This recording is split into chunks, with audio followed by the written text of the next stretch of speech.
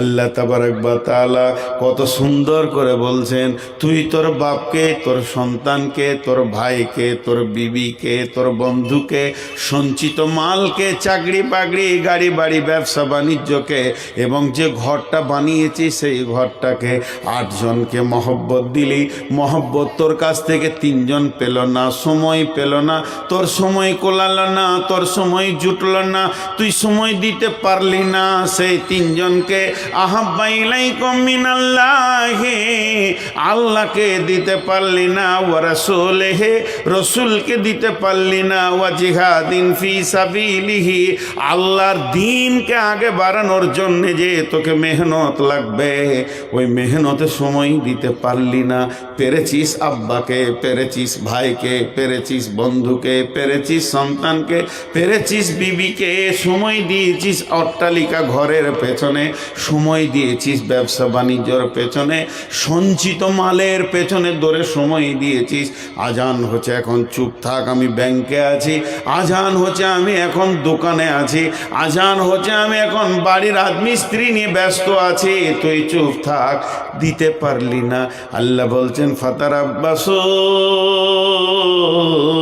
অপেক্ষা করো, হাত্তা ইয়াতি আল্লাহ বিআমরিহি, অতদিন পর্যন্ত অপেক্ষা করো যতদিন পর্যন্ত আল্লাহর হুকুম তোমাদের কাছে না পৌঁছিয়েছে। ওয়াল্লাহু লা ইয়াহদিল কওমাল ফাসিকিন, আল্লাহ ফাসিকদেরকে কোনোদিন হেদায়েত দেন না, হেদায়েতের দ্বার উন্মুক্ত করেন না। আর একটা দর্শন কথা আপনাদেরকে শোনাই, আর একটা দর্শন কথা শোনাই। তার আগে একটা ছোট্ট উদাহরণ দিব।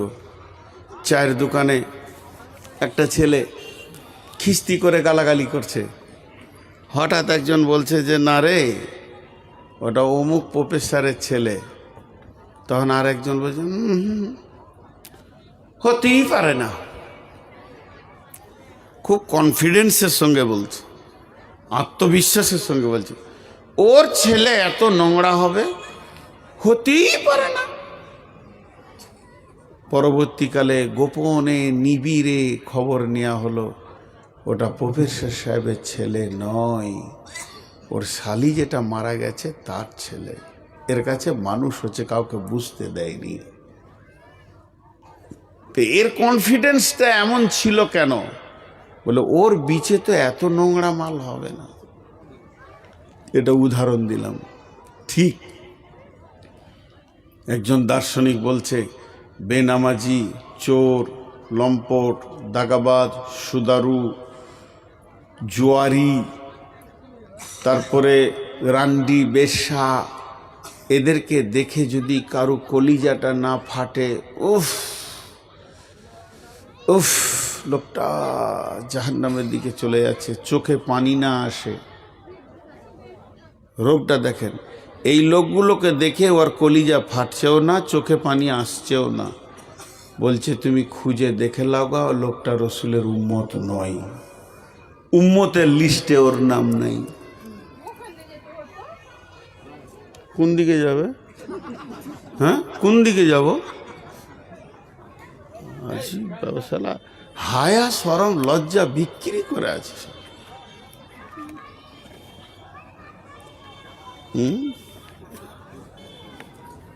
বলছে তুমি তদন্ত করো, উম্মতের লিস্টে ওর নাম নাই। উম্মতের লিস্টে যদি নাম থাকতো তো চোখে পানি থাকতো। জি, বিধর্মী লাশ যাচ্ছে, চলে গেল লাশটা, আল্লাহ রসুলের চোখ দিয়ে পানি। ইহুদির লাশ, মুসলমানের নয়। এই এই চল ওদিকে যা, বেয়াদ। একবার বুকে এসে বসছে, লোকগুলোকে পেছনে করে দিয়েছে। কোন মাসে পড়ে গো ছেলেটা? হ্যাঁ, আসলে আমার 490 সুগার। সুগার বেশি হলে মিজাজ খিটখিটে হবে, কিছু করার নেই, এটা আমার আয়ত্তে নেই, হবেই। কেউ লড়লে ওকে দেখলে বকবো, কারণ রিংটাল যখন সাইকেল এনেছেন তখন খচর খচর শব্দ হবেই। আমি তো আপনাদের রিংটাল বক্তা। আমার 490 সুগার মানে বুঝছেন, আর মিজাজ নিজের কন্ট্রোলে থাকবে না ভাই, এটা কিছু করার নাই, এটা রোগ, মেনে নিতে হবে। তো এবার শোনেন, ইহুদির লাশ সাহাবীরা প্রশ্ন করে দিলেন, ইয়া রাসূলুল্লাহ আপনার চোখে পানি কেন? প্রথম নম্বরে মুসলিম নয়, দ্বিতীয় নম্বরে প্রতিবেশী নয়, তৃতীয় নম্বরে আত্মীয় নয়। মুসলিম নয়, আত্মীয় নয়, প্রতিবেশী নয়, তিনটি দরদের কোনো একটা অ্যাঙ্গেল থেকে ওকে পাওয়া যেছে না। লাশটা তো চলে গেল, আপনি কাঁদলেন কেন? বিশ্বনবী বললেন, হে আমার সাহাবীরা, যদি কালেমা পড়ে নিত তো আগুন থেকে বেঁচে যেত। বিশ্বনবীর কাছে খিদমতে একটা যুবক থাকতো, ছোট ছেলে, যুবক লয়, শৈশব কৈশবের বাচ্চা। দাঁতনটা এনে দিত, জুতোটা সোজা করে দিত, উজুর পানি এনে দিত। তিনি একাই নবীকে এত ভালোবাসতেন। ওই ছেলেটা হচ্ছে ইহুদিদের ছেলে, মুসলিমের ছেলে নয়। বাইদি বাই নবীজি শুনতে পেলেন ছেলেটি দুদিন আসেনি। হয়েছে কি? বলে অসুস্থ হয়ে বাড়িতে পড়ে আছে। নবীজি বললেন চলো যায়। সাহাবারা জালাম মাজমাইনদেরকে সঙ্গে করে নিয়ে ছেলেটিকে দেখতে গেলেন। ছেলেটি বিছানায় পড়ে আছে, আপ আপ করছে, আর জীবনের মাত্র কয়েকটা সেকেন্ড গুনছে, এরপরে সে পৃথিবী থেকে বিদায় নেবে। আল্লাহর নবী বললেন, কুল ইয়া গোলাম আশহাদু আল্লা ইলাহা ইল্লাল্লাহু ওয়া আশহাদু আন্না মুহাম্মাদান আবদুহু ওয়া রাসূলুহু। হে যুবক, হে বাচ্চা, ওরে গোলাম, তুমি একবার কালেমা শাহাদাতের সাক্ষী দাও, তাহলে তুমি জাহান্নাম আগুন থেকে বেঁচে যাবে। ছেলেটা দেখছে আমি ইহুদি, আমার বাপ ইহুদি, আমার বংশ ইহুদি, আমার গোষ্ঠী ইহুদি, আমি তো নবী মোহাম্মদকে ভালোবাসি। ছেলেটার বাপ ছেলেটার পায়ের কাছে দাঁড়িয়ে আছে। এমন সময় ছেলেটি একবার রসুলের দিকে তাকাচ্ছেন, আর একবার বাপের দিকে তাকাচ্ছেন। কোন দিকে যাবো রে বাবা, তাল খুঁজে পাই না। এমন সময় ছেলেটির বাপ বলে দিল, বেটা, আবুল কাসেম যেটা বলছে ওটা তুমি করো। যখনই বলে দিল, রসুলের বেটার নাম ছিল আবুল কাসেম, ছোটতে মারা গেছে, সেই বলে আবুল কাসেম যা বলছে, কাসেমের বাপ যেটা বলছে ওটা তুমি করো।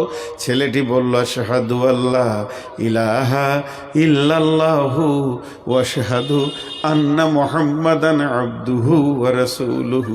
আর সঙ্গে সঙ্গে ছেলেটি মারা গেল।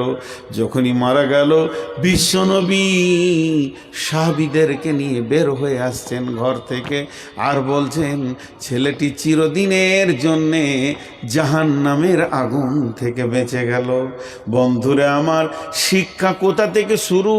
আহাদ থেকে লাহাদ শিক্ষা তো শুরু হয়ে গেছে আলামে আরওয়াতে। আলাস্তু বিরব্বিকুম, যেদিন জন্ম নেবেন কনে আজান পড়ে যাবে, আর মওতের আগে পর্যন্ত শিক্ষা রয়েছে।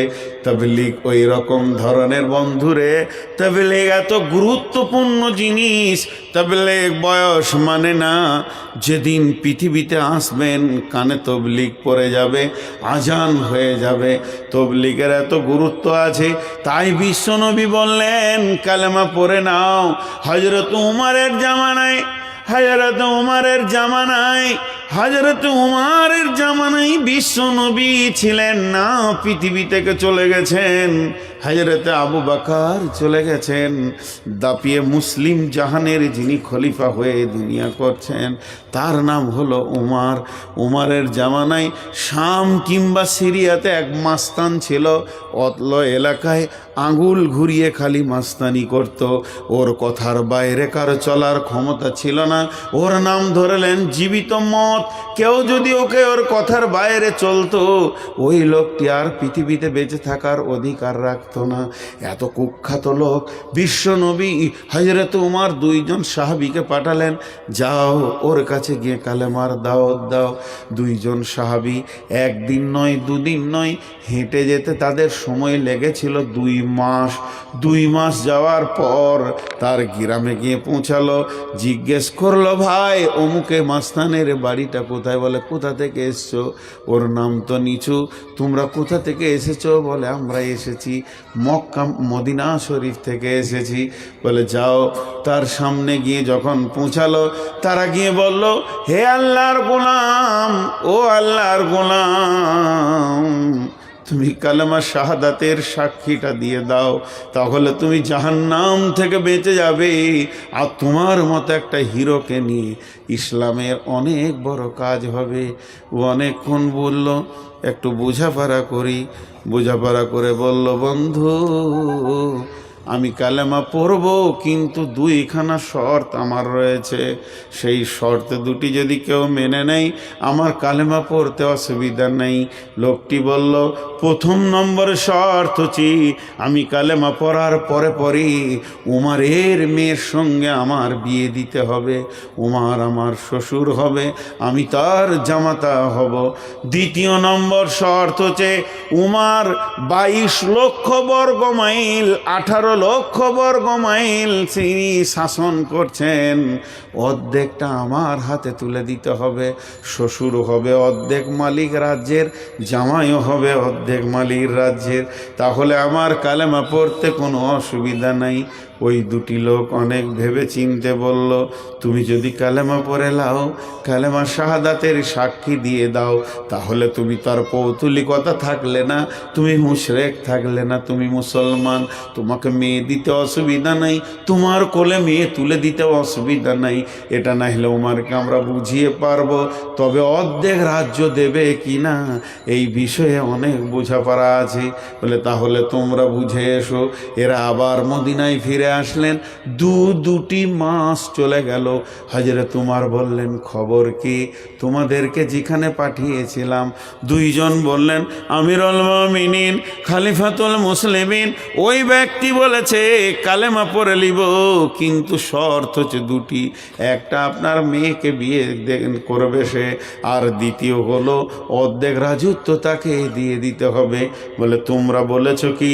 আমরা বলেছি, হ্যাঁ আমিরুল মুমিনিন। অনেক চিন্তা ভাবনা করে বললাম, ঠিক আছে, তুমি যদি কালেমা পড়ো, তুমি মুসলমান, তোমাকে মেয়ে দিতে অসুবিধা নাই।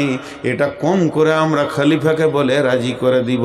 তবে রাজত্বের ব্যাপারটা অনেক চিন্তা ভাবনার গবেষণার মধ্যে থেকে গেছে, তাই আমরা আবার আপনাকে জিজ্ঞেস করতে এসেছি। হযরত উমর বললেন, তোমরা ভুল করেছো, যাও আবার ফিরে যাও। আমি মেয়ের বিয়ে তো দিবই দিব, কালেমা পড়লে তাকে আমি মেয়ের বিয়ে দিয়ে দিব। আর 2 নম্বর, তাকে অর্ধেক রাজত্ব কেন, সলিড ইমানদার যদি হয় সমস্ত রাজ্যের মালিক তাকেই বানিয়ে দেব। যাও, তুমি আবার যাও। এরা 2জন আবার 2 মাসের পথ হাঁটতে শুরু করলেন। যেতে যেতে যেতে ওই গ্রামে যখন ঢুকছেন তখন দেখছে একটা জানাজার খাট চলে আসছে, আর গাদা লোক রয়েছে তার পেছনে জানাজা সালাত আদায় করার জন্যে। এরা 2জন জিজ্ঞেস করলে, লোকটি কে গো, মারা গেছে? বলে, যার কাছে তোমরা এসেছিলে সে বেদিন হালাতে পৃথিবী থেকে চলে গেল। এরা আফসোস করলো, হায় রে, কালেমাটা পেল না। একটা কালেমা, একটি মানুষের কাছে পৌঁছানোর জন্যে 2জন মানুষ 6 মাস হেঁটে দিয়েছে, তাদের জন্য কোনো অসুবিধা হয়নি। আমার মতো বেঈমান মুনাফিক যে বিছানায় আমি শুয়ে রয়েছি, ওই বিছানায় আমার বউটা হলো বেনামাজি, আমার ভাতিজা হলো বেনামাজি। ফজরের আজানে আমি লাঠি নিয়ে টুক টুক টুক টুক করে মসজিদ চলে গেলাম। জোয়ান বেটা, জোয়ান বৌমা নাক ডাক তাকিয়ে ঘুমাচ্ছে। বেঈমান একজন, কালেমা নাই তাদের কাছে, দিন নাই তাদের কাছে, সালাতে নাই, আমরা কোনো চিন্তা করি না। আল্লাহ তাবারাক ওয়া তাআলা বলছেন, এ ডিউটি কি আমি তোদেরকে দিইনি? এটা কি তোদের জন্য আমার আমানতের খেয়ানত তুমি করনি? এর জন্য 3 নম্বর দার্শনিকের কথাটা কান করে শোনেন। 3 নম্বর দার্শনিক বলছে, যারা দাওয়াতের কাজ করে না, দিনকে লোকের কাছে পৌঁছায় না, দিনকে লোকের কাছে পৌঁছায় না,